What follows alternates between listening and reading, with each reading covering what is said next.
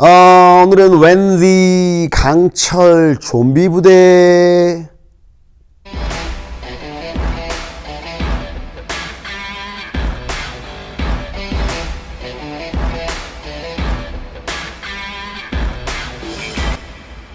안녕하세요, ABC 코치입니다. 오늘 강철부대 9화 리뷰 한번 해보도록 하겠습니다. 강철부대 이번 화는 아쉽게도 탈락한 팀들이 나왔네요. 하지만 서두에 먼저 말씀드릴 게 모든 팀들이 정말 최선을 다하는 모습이 보였고 어느 누구 하나 절대 지고 싶다라는 마음으로 들어가지 않았던 것 같습니다. 이 구독자 여러분들, 탈락한 팀들에게도 꼭 응원의 박수, 격려 부탁드리도록 하겠습니다. 자, 본 내용이 흥미롭다고 생각하시면 여러분들 구독과 좋아요 부탁드리겠습니다. 3, 2, 1 감사합니다. 강철부대 이번 화는 예상했던 대로 최강 조합, 국내 최초로 선보이는 707과 UDT의 연합 작전, 이것만으로도 굉장히 흥미로웠고 작가들이 아무래도 이 긴장감을 유발을 해야 되잖아요. 이전에도 제가 박원정 중사랑 얘기를 했지만 나름대로 그 문화가 다르다 보니 융화가 잘 안 될 것이다. 뭐 보시면 알지만 이런 서바이벌 프로그램도 대본이나 각본이 막 디테일하게 있지는 않겠지만 흐름이라는 걸 만들어낼 수는 있을 거거든요. 만약에 이제 요 팀끼리 조합이 됐을 때 어떤 식으로 연출을 해야 될 것인가, 사실 따지고 보면 그 팀들이 서로 원해서 한 건 아니기 때문에 뭔가 그림을 그릴 때는 떨떠름한 그런 모습으로 그려놓은 거죠. 뭐 괜히 버스 타고 갈 때 막 얘기하고 화기애애하게 갈 수 있는데 갑자기 말하지 않고 가만히 있는 모습들을 일부러 비춰주는 것처럼, 그리고 포커싱을 서로의 조합의 애매한 부분에 대한 것들을 사실은 요구했을 확률도 있습니다, 인터뷰 과정에서. 그래서 그 이주영 팀장이 UDT 막 이렇게 하는 장면도 뭐 어느 정도의 연출이 있지 않고서는 그렇게 나오기는 어려울 것이고, 전반적으로 그런 연출들을 통해서 사람들로 하여금 이 두 팀의 조합 자체가 과연 잘 될 것인가 라는 긴장감 유발을 해서 흥미롭게 시청을 할 수 있게 해놓은 그런 서사 장치가 아닌가 생각을 하고, 많은 사람들이 예상을 했을 겁니다. 대테러 하면 707, 대테러 하면 UDT예요. 이 두 팀의 조합은 정말 전술적인 부분에 있어서 모르는 사람들이 본다고 하더라도 굉장하게 매끄럽게 미션들이 진행을 했어요. 실수한 부분이 당연히 세부적인 것들을 찾아보면 나오겠죠. 대테러 전문가들이 봤을 때 어떤 부분에 있어서 문제점이 있고, 근데 이거는 실제 작전이 아니기 때문에 실제 작전에 준해서 하는 서바이벌 게임이죠. 대항군들의 수준 자체가 굉장히 상향되어 있는 적이 아니기 때문에 이런 부분들을 감안을 해서 속도와 디테일들, 이 두 마리 토끼를 완벽하게 잡기는 어렵거든요. 근데 707과 UDT의 조합 7DT는 그 두 개의 조합을 정말 가장 최상위권으로 끌어올렸기 때문에 우리가 봤을 때는 매끄럽게 작전을 진행하는 과정에서 여러 가지 전술적인 행동들이 물 흐르듯이 나가는 것처럼 보이는 거고, 중간중간에 뭐 기능 고장이라든지 이런 실수가 나왔을 때 대처하는 부분들, 그 다음에 생각하지 못한 이 앞뒤에서 대항군을 공략하는 방식이라든지 이런 것들을 통해서 UDT하고 707이 얼마만큼 이런 대테러 미션에 능숙하고 상황에 유연하게 대처할 수 있느냐를 보여준 것 같아요. 어쨌든 배가 들어갔기 때문에 이 UDT에서는 뭐 배에서 이 작전을 한다라는 게 뭐 밥만 먹고 했던 일일 수 있습니다. 특임대 같은 경우는. 그렇기 때문에 경험치에서 나오는 것들을 무시를 못 하거든요. 이전에 대테러 인질 구출 작전이 있는데 거기는 사실 예상하지 못한 외줄 도하라는 그런 것들이랑 소통에 문제가 생겨서 사실 707에서 좀 어려움을 겪었었죠. 하지만 또 이런 미션 같은 경우에서는 사실은 대테러 특수부대들의 경험치가 무시를 못하는 거죠. 그래서 정말 물 흐르듯 보여준 전술적인 행동을 통해서 7DT가 1등을 차지했습니다. 그리고 찾아온 데스 매치. 저는 이 승패를 논하기 전에 데스매치, 타이어 매치의 명장면은 박기련 대원의 무릎 꿇으면서 머리로 이렇게 싹, 진짜 마지막 한 개까지 포기하기 싫은 그 모습, 제가 지금 얘기하면서 갑자기 소름이 확 돋았어요. 와, 정말 너무 멋있었습니다. 해병대가 졌다 안 졌다 이게 중요한 게 전혀 아닙니다. 이 데스매치는 결국은 강철부대에 생각하는 거는 처절한 모습들, 이 사람이 정신적으로든 육체적으로든 모든 걸 다 쏟아내게 만드는, 정말 죽을 각오로 임하는 그 매치를 만들어 놓은 것 같아요. 왜냐하면 요거는 생과 사의 갈림길이잖아요. 여기에서 이겼을 때 탈락하지 않고 살아남고, 졌을 때는 살아남지 못하는 거거든요. 가지고 있는 모든 걸 다 바쳐서 미션에 임해야 되거든요. 그런 모습을 모든 많은 팀들이 보여줬다라고 생각을 해요. 당연히 힘듭니다. 그리고 전략적으로 봤을 때 이 타이어라고 하는 400km라고 하는데 4명이서 들었을 때 몇 번 넘기는 거는 그렇게 어렵지 않습니다. 하지만 거리가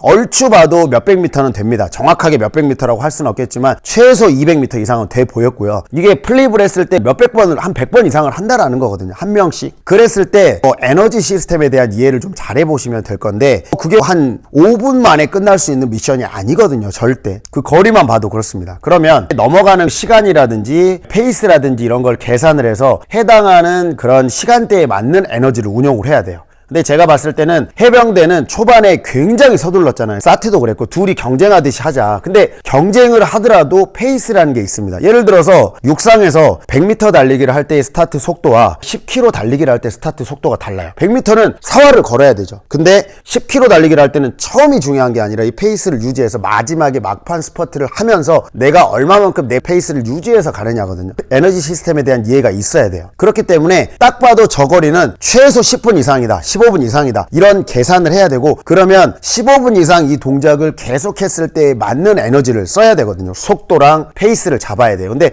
해병대 같은 경우는 넘기자마자 이 타이어가 내려가기도 전에 밑으로 앉고 있어요. 그러면 아예 휴식 시간이 없단 말이에요. 근데 정보사 보셨죠? HID 보면 넘기고 텀을 두고 들어갑니다. 그러니까 너무 서두르지 않았다는 거죠. 초반에 당연히 해병대가 더 빨랐죠. 근데 초반에 한 10번, 20번 요 타이밍 때 너무 과한 에너지를 쓰고 너무 폭발적인 걸 쓴 거죠. 그렇기 때문에 나중에는 확연히 속도가 떨어질 수밖에 없고 대신에 HID 같은 경우는 그대로 쭉 연결되는 그런 페이스를 썼어요. 그렇게 서두르지 않고 에너지를 썼기 때문에 하나, 둘, 셋 하고 들어올리는 타이밍 합이 맞는 거죠. 불편함, 우리가 바벨이라든지 덤벨이라든지 이런 애들은 잡기 최고로 편합니다. 그렇기 때문에 바벨이 이 세상에서 물체를 들기 가장 쉽게 도와주는 도구거든요. 그립이라든지 이 플레이트를 끼울 수 있는 무게 조합이라든지 높이라든지 이런 게 최적화가 되어 있습니다. 물론 거기에 우리가 맞춰져 있는 거죠. 하지만 이런 이상한 물체, 크로스핏에서는 어드 오브젝트라고 하는데 뭔가 그립도 이상하고 뭔가 들기 어려운 물체들, 뭐 샌드백이라든지 무거운 돌이라든지 그런 타이어라든지 이런 거는 가운데 있는 사람은 동일하게 이 라인을 만들 수 있지만 사이드에 있는 사람들은 한쪽으로 측면으로 쏟아져서 이게 힘을 균일하게 줄 수가 없거든요. 물론 한 명이 아닙니다. 그렇기 때문에 이런 운동을 할 때 더 심하게 사이드에 계신 분들이 코어 근육이라든지 한쪽 면만 이 몸이 털리기 때문에 교체를 좀 적절하게 해주는 것도 좋아요. 그거를 서두를 게 아니라 적절하게 힘의 분배를 사이드에 있는 사람들은 사이드에 있는 사람들끼리 교대를 해주는 게 좋고 마찬가지로 중앙에 있는 사람도 아예 정중앙이 아니라고 하면 왔다 갔다 해주는 것도 좋죠. 물론 페이스를 딱딱딱 맞춰가면서 10번 하고 살짝 교체를 한다든지 이런 식으로 해야 힘의 균형이 맞고 마찬가지로 그 타이어를 넘길 때에 맞는 에너지를 써야 되는데 해병대는 너무 쏟아버렸죠. 박기련 대원이 힘이 약해서 아니에요. 한쪽으로만 계속 그렇게 힘을 쓰기 때문에 당연히 지친 거고 거기다 속도까지 좀 어느 정도 일정 속도에서 바꿔줬어야 되는데 이제 그런 것들이 없었던 거죠. 근데 그게 큰 문제입니까? 큰 문제라고 생각하진 않아요. 박기련 대원이 못했다라고 절대 생각할 게 아닌 게 각자 다 포지션에서 역할들을 해줬어요. 해병대에서 맨 처음에 최강대원 선발전에서 박기련 대원이 2등 했잖아요. 그리고 여러 가지 미션에서 좋은 모습 보여줬고 그 다음에 예를 들어서 해병대의 팀장인 정호군 대원 같은 경우는 참호격투에서도 잘했고 외줄도하에서는 정말 레전드 장면을 만들었잖아요. 팀입니다. 이 팀이 하나가 돼서 서로 실수하는 부분을 조금 더 끌어주고 또 자기가 잘하는 부분을 뒤에서 서포트하고 이런 식으로 해가지고 이 팀이 만들어지는 거거든요. 절대 박기련 대원이 힘이 약해서 체력이 약해서 졌다라고 볼 수는 없고 팀의 전체적인 전략이라든지 페이스라든지 이런 부분들이 다른 팀들에 비해 부족했기 때문에 이번 데스매치에서 패한 거지 그게 이 팀이 부족하다라고 그래 해병대가 약하다라고 절대 생각할 거는 아닌 것 같습니다. 너무 고생들 많았습니다. 해병대 그리고 사트 대원들도 너무 고생들 많았고요. 또 승리를 차지했던 HID 정말 멋있었어요. 정말 그 페이스와 그 리듬 그 다음에 합이 너무 잘 맞았죠. 하나 둘 셋 으쌰 하고 이게 동시에 다. 근데 그게 한두 명이라도 거기서 힘이 빠지면 그 같이 들어올리는 타이밍에 힘이 늦게 들어가게 되고 그럼으로써 이 올라가다 힘의 균형이 깨지면서 들어올리기가 어려워지는 거거든요. HID는 그런 부분들을 잘 만들어서 압도적으로 1등을 했습니다. HID 축하드립니다. 저희 특공무술체육관 최병식 관장님과 전화 인터뷰를 지금 예약을 해놨는데 이 인터뷰는 제가 최대한 빨리 하도록 할 거고요. 이 데스매치 왜 자꾸 데스매치는 체력전이냐? 사실 군인들에게 있어서 체력과 정신력은 기본인 것 같습니다. 훈련소에서 그런 것들을 걸러내는 과정을 하잖아요. 그렇기 때문에 마지막에 이런 생과사의 갈림길에서는 복잡한 그런 것보다는 이런 심플하고 단순 명료하게 뭔가 그냥 결판이 쉽게 날 수 있는 것들로 강철 부대에서 미션을 만들어내는 것 같습니다. 타이어고 지루하고 이렇게 생각이 되진 않고 연합전으로 새로운 룰을 도입을 해가지고 빨리 끝낸 연합했던 부대가 와가지고 다른 부대를 도와줄 수 있는 이런 시스템, 이런 것도 굉장히 재미있었고, 이 타이어는 매 시즌 무조건 나옵니다. 그래서 미래의 강철 부대 대원들은 스트렝스 운동을 굉장히 많이 해놓으십시오. 코어 운동, 이 데드리프트 운동이라든지 스쿼트라든지 이런 기본적인 다중관절을 사용을 하는 고중량의 스트렝스 운동들을 꼭 해주셔야만 이런 미션이 나왔을 때 정신적으로나 유체적으로 단련이 될 수 있어요. 물론 고중량을 저반복으로만 할 게 아니라 적정한 중량을 반복수를 많이 하는 그런 훈련도 해야 되겠죠. 어쨌든 체력이 최고 관건이고요. 체력 중에는 여러 가지 요인들이 있습니다. 그런 것들을 잘 감안을 하셔서 체력 단련 해주시면 되겠습니다. 강철 부대 이번 화는 아쉬운 해병대와 사트 두 팀들을 보내게 됐지만 이 두 팀은 정말 멋진 모습을 보여주셨습니다. 미션에서 누군가는 성공을 하고 또 누군가는 실패를 합니다. 하지만 그 성공과 실패로 이 강철 부대에 나와서 경쟁을 하는 부대에 소속하고 소속했던 분들의 노고라든지 명예는 우리가 잊지 않아야 될 것이라고 생각을 하고요. 정말 최선을 다하셨고 앞으로도 해병대 최고의 특수부대이고요. 그 다음에 사트 말해 뭐합니까? 최고의 부대라는 걸 우리가 인정을 해야 될 것 같습니다. 이번 강철 부대에서 활약을 했던 두 대원분들 고생 너무 많으셨고요. 근데 그거 아세요?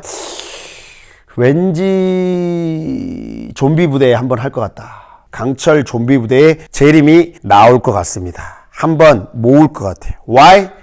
최종 탈락이라고 안 했거든요. 첫 번째 SSE는 최종 탈락이라고 했어요. 근데 SDT랑 지금 요 팀들은 최종 탈락이란 걸 얘기를 안 했는데 어떻게 될지 한번 We'll see. 여기까지 ABC 코치였습니다. 강철